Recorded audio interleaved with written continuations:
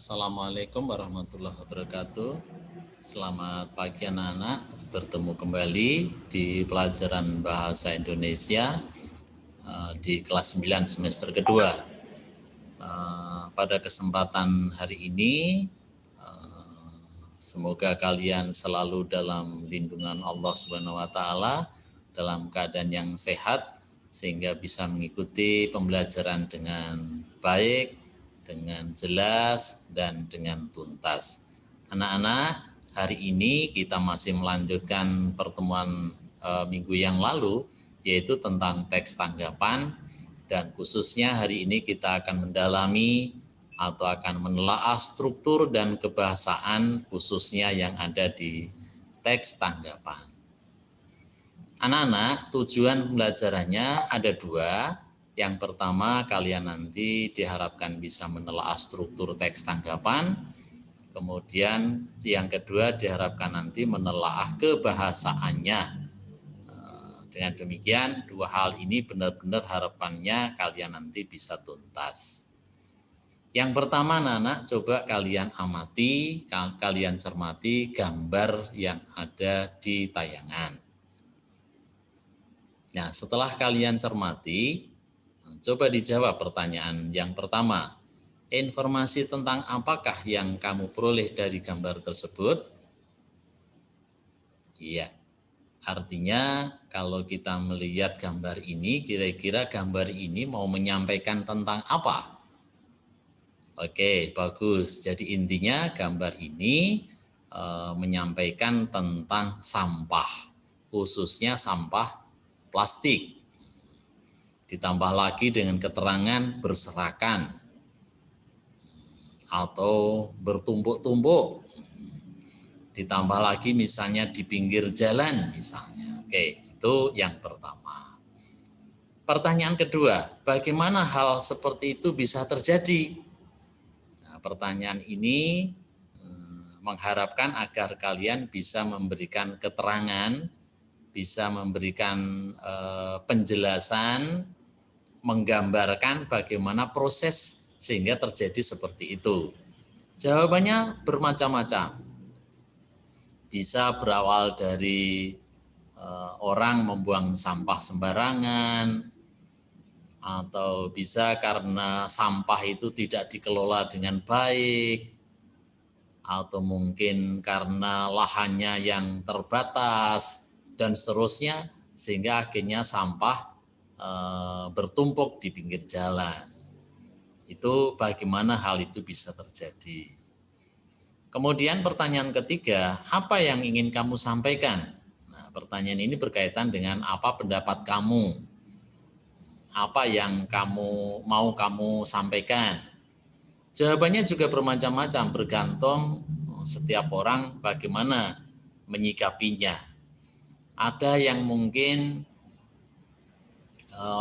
orang yang punya wawasan kesehatan akan menyampaikan bahwa sungguh disayangkan kalau sampah pembuangannya seperti itu tidak dikelola dengan baik karena akan menimbulkan masalah kesehatan bagi masyarakat.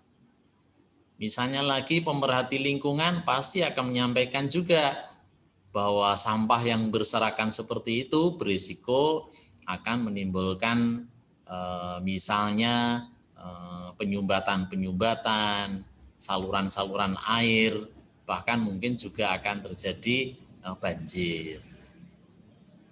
Dan seterusnya, sehingga yang ingin disampaikan banyak hal, setiap orang beda-beda.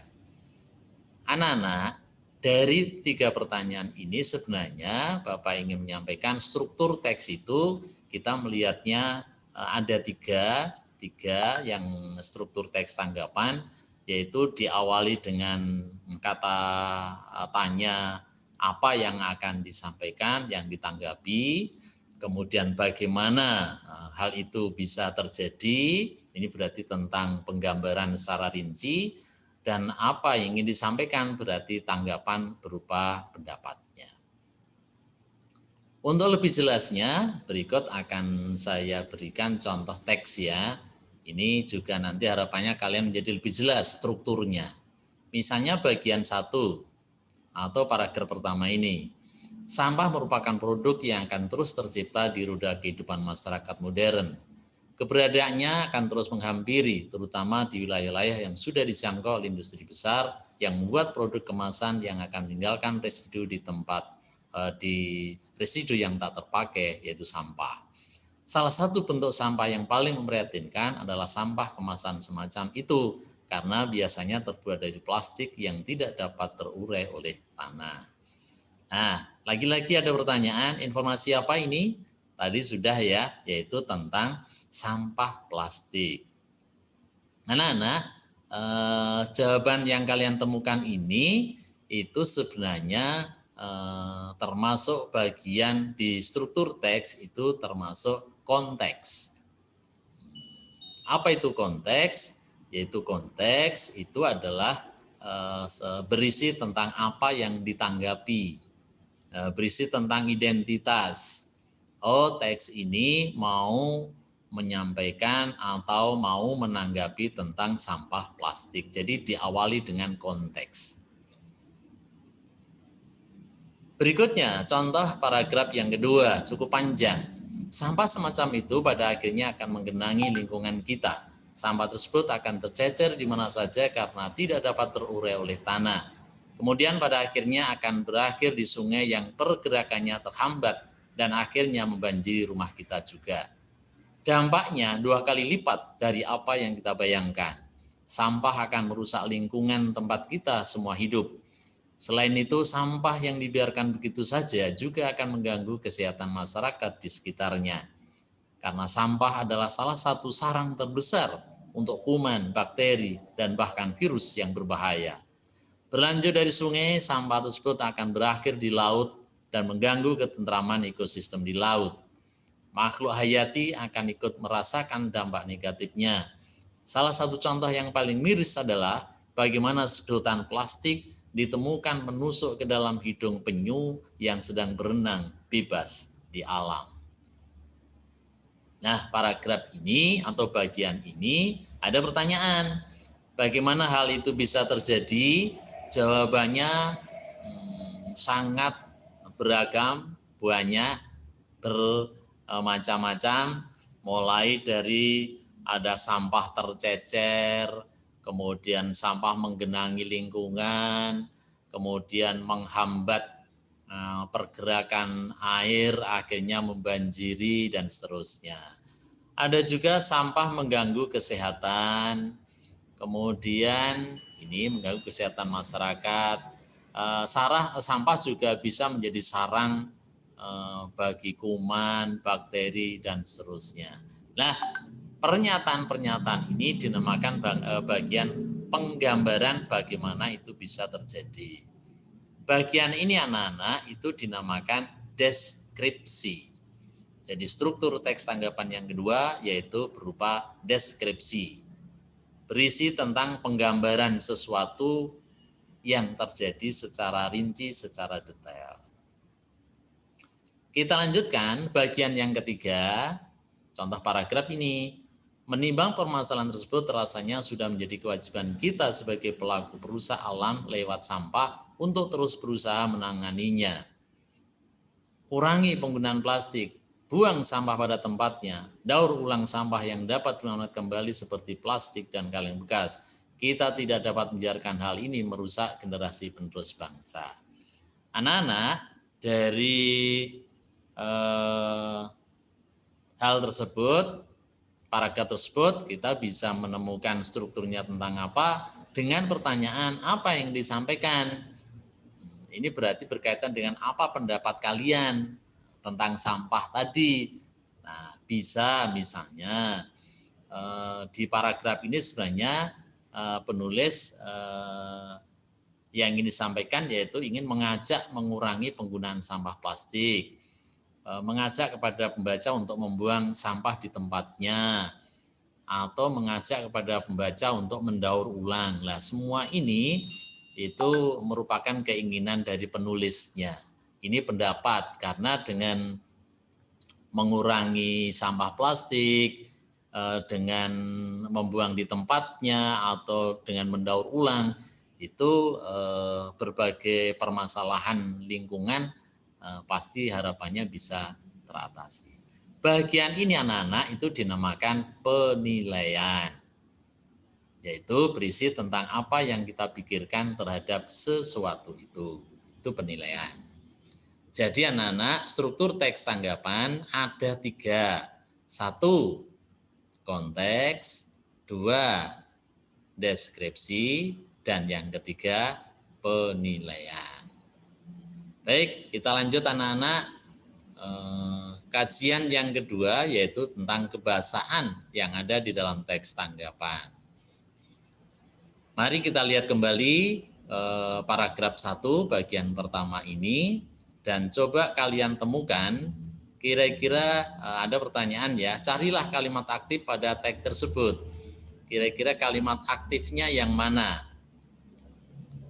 Oke, bagus. Ada contoh kalimat yang berbunyi keberadaannya akan terus menghampiri. Nah, di sini ada pernyataan keberadaannya akan terus menghampiri. Nah, ini yang pertama. Yang kedua, sampah akan meninggalkan residu. Nah, di sini akan meninggalkan residu tak terpakai. Ini yang dimaksudkan adalah produk kemasan tadi atau sampah tadi. Oke. Kemudian sampah paling memprihatinkan. Nah, di sini ada sampah itu paling memprihatinkan. Anak-anak, 3 contoh kalimat yang saya temukan ini yaitu ada kata menghampiri, ada kata meninggalkan, ada kata memprihatinkan. Kalimat ini itu dinamakan kalimat aktif. Dan mengapa dinamakan kalimat aktif? Karena kalimat tersebut subjeknya sebagai pelaku. Subjeknya itu melakukan pekerjaan atau perbuatan. Keberadaannya terus menghampiri. Keberadaannya ini subjek, terus menghampiri ini predikat. Jadi yang melakukan menghampiri ini adalah keberadaannya. Lebih jelas lagi ini, sampah akan meninggalkan residu. Yang meninggalkan residu itu adalah sampah. Jadi sampah ini subjek melakukan perbuatan atau sebagai pelakunya. Ini ciri kalimat aktif. Jika dilihat dari predikatnya, kalimat aktif itu menggunakan kata kerja yang berawalan me atau kata kerja berawalan ber. Misalnya di sini predikatnya terus menghampiri. Ada kata menghampiri itu menggunakan awalan me. Ada kata meninggalkan itu berawalan me. Ada kata memprihatinkan ada berawalan me. Nah, kebetulan 3 contoh ini sama-sama menggunakan awalan me sehingga ini kalimat aktif. Kalian bisa mencari contoh kalimat aktif yang lain. Selain itu anak-anak, ada juga menggunakan kalimat pasif. Carilah kalimat pasif pada teks tersebut. Kalimat pasif yang seperti apa? Ada contoh ini, sampah akan terus tercipta di roda kehidupan masyarakat. Di sini ada, sampah akan terus tercipta di roda kehidupan masyarakat modern. Misalnya lagi, wilayah sudah dijangkau oleh industri besar. Sudah dijangkau, wilayah sudah dijangkau oleh industri besar. Sampah biasanya terbuat dari plastik. Nah ini, sampah biasanya terbuat dari plastik. Ini kalimat yang terakhir. Nah kalimat ini anak-anak dinamakan kalimat pasif. Mengapa dinamakan pasif? Karena kalimatnya, subjeknya dikenai pekerjaan. Sampah tercipta di roda kehidupan. Nah ini sampah ini sebagai subjek, ini kata tercipta itu berarti dikenai ya. Tidak yang melakukan tapi justru subjeknya ini dikenai. Wilayah dijangkau oleh industri besar. Wilayah ini sebagai subjek yang dikenai juga. Sampah terbuat dari plastik. Sampah itu subjek. Nah, kata terbuat itu menunjukkan pelakunya adalah plastiknya. Dengan ciri yang lain, predikat kalimat pasif itu menggunakan kata kerja berawalan di atau berawalan ter. Misalnya ini, tercipta ada awalan ter. Dijangkau ada awalan di, terbuat, ada awalan ter. Nah, ini kalimat-kalimat seperti ini dinamakan kalimat pasif. Kita lanjut anak-anak. Sekarang teks ini kita telaah, yaitu kata tugas. Dalam hal ini kata tugas yang akan kita temukan adalah dua saja, kata depan dan kata hubung. Misalnya kata depan yang ada di teks tersebut atau istilahnya preposisi yang ada di teks tersebut, sebenarnya kata depan itu banyak ya, bisa di, ke, dari, pada, daripada, ini kata depan. Contoh, misalnya di sini ada sampah tersebut akan tercecer di mana saja. Nah, penulisan di dan mana yang dipisah ini menunjukkan tempat, maka ini di adalah kata depan atau preposisi. Misalnya lagi, kemudian kalimat berikut ini, kemudian pada akhirnya akan berakhir. Kemudian pada, pada ini juga kategori kata depan. Kemudian lagi berakhir di sungai, di juga kata depan, dan seterusnya banyak ya. Kemudian kata hubung atau konjungsi, kata hubung atau konjungsi. Misalnya ada kata penghubung karena, di sini ada karena, ada kata penghubung kemudian, ada kata penghubung dan, ada kata penghubung juga, ada kata penghubung yang, banyak ya yang, ada kata penghubung untuk, dan seterusnya. Ini kata penghubung atau konjungsi. Jadi unsur kebahasaan yang berikutnya ini bahwa di dalam teks tanggapan banyak menggunakan kata tugas. Dalam hal ini preposisi dan konjungsi. Preposisi itu cirinya terletak di depan kata benda atau di depan kata sifat atau di depan kata keterangan. Sedangkan konjungsi itu kata yang berfungsi menghubungkan, namanya saja penghubung. Kata hubung ya fungsinya menghubungkan antar kata atau antar frase atau antar klausa, bahkan antar kalimat. Kita lanjut. Ada pertanyaan, carilah di dalam paragraf tersebut pernyataan deskriptif. Maksudnya pernyataan deskriptif itu pernyataan yang memberikan gambaran secara jelas, memberikan gambaran secara rinci. Tadi di awal sebenarnya sudah kita temukan ya. Misalnya di paragraf ini digambarkan sampah menggenangi, sampah tercecer di mana saja. Nah, ini menggenangi, tercecer di mana saja, tidak dapat terurai, membanjiri rumah. Nah, pernyataan ini dinamakan pernyataan deskriptif. Lagi di bawahnya juga ada di paragraf kedua itu, sampah merusak lingkungan, sampah bisa mengganggu masyarakat, sampah bisa menjadi sarang dan seterusnya. Jadi ciri yang berikutnya kebahasaan teks tanggapan menggunakan bahasa yang deskriptif, yaitu kalimat yang menggambarkan sesuatu secara rinci dan jelas. Berikutnya di paragraf ini ada pertanyaan, carilah pernyataan kritik atau pernyataan yang berupa pujian atau bisa jadi sanggahan. Salah satu ciri teks tanggapan di dalamnya ada pernyataan ini. Misalnya di paragraf ini kita bisa menemukan kita sebagai pelaku perusak alam lewat sampah. Nah, di sini ada sebagai pelaku perusak alam lewat sampah. Nah, jadi kita jangan sebagai pelaku perusak alam. Menurut kamu pernyataan pertama ini yang kira-kira termasuk kritik, pujian, atau sanggahan kalimat ini? Kita sebagai pelaku perusak. Oke, itu dinamakan, bisa dikategorikan kritik ya.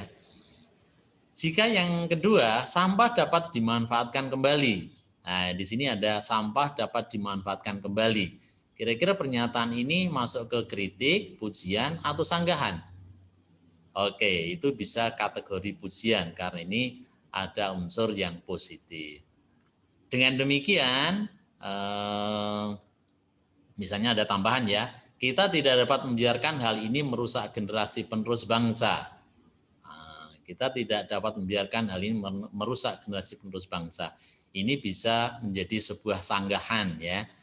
Jadi di dalam teks tanggapan itu juga banyak menggunakan kalimat penilaian, bisa berupa kritikan, pujian, ataupun sanggahan. Anak-anak, mari kita simpulkan bahwa struktur teks tanggapan itu ada 3 ya, konteks, deskripsi, dan penilaian. Konteks itu apa yang ditanggapi, deskripsi bagaimana cara menggambarkannya, peristiwa itu terjadi, dan penilaian itu berisi tentang pendapat yang mau disampaikan. Sedangkan kebahasaan yang sering dipakai di teks tanggapan, yang pertama banyak menggunakan kalimat aktif dan pasif, kemudian banyak menggunakan kata tugas, dalam hal ini preposisi dan konjungsi. Kemudian yang ketiga menggunakan bahasa yang deskriptif, menggunakan kalimat penilaian yaitu kritikan, pujian, dan sanggahan. Demikian simpulannya anak-anak, dan akhirnya mari kita cermati tugasnya. Anak-anak, nanti kalian saya minta untuk membaca teksnya seperti ini. Tolong nanti dicermati sendiri, dibaca sendiri ya. Setelah teks ini kamu baca, yang jelas teks ini adalah teks tanggapan. Pertanyaannya bagaimana strukturnya? Tadi strukturnya kan ada 3, kalian sudah tahu. Maka nanti tolong jawab, misalnya paragraf 1 isinya tentang apa, itu kategori strukturnya apa.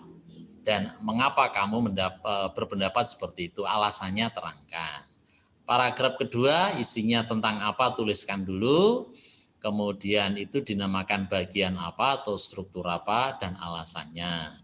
Paragraf 3 itu isinya tuliskan dulu tentang apa dan dinamakan strukturnya atau bagiannya apa dan alasannya.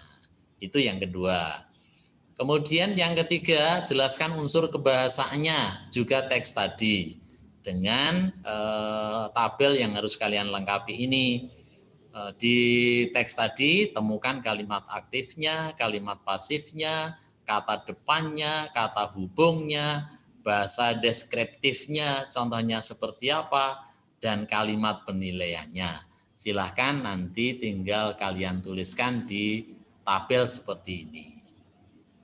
Anak-anak, itu kira-kira tugas yang harus kamu selesaikan. Sedangkan petunjuk teknisnya, silahkan nanti kalian bisa melihat lembar kerja atau LK3 di Google Classroom. Kemudian simak kembali video pembelajaran ini kalau misalnya kurang jelas. Kemudian selesaikan tugasnya di kertas atau di LK dan kirimkan hasil kerjamu di Google Classroom. Demikian anak-anak, kerja ini seperti biasanya sudah kalian lakukan setiap hari. Akhirnya selamat belajar, semoga sukses dan semoga kalian selalu sehat sehingga nanti bisa menyelesaikan tugas ini dengan baik, akhirnya mendapat nilai yang bagus. Saya akhiri, billahi taufiq wal hidayah. Assalamualaikum warahmatullahi wabarakatuh.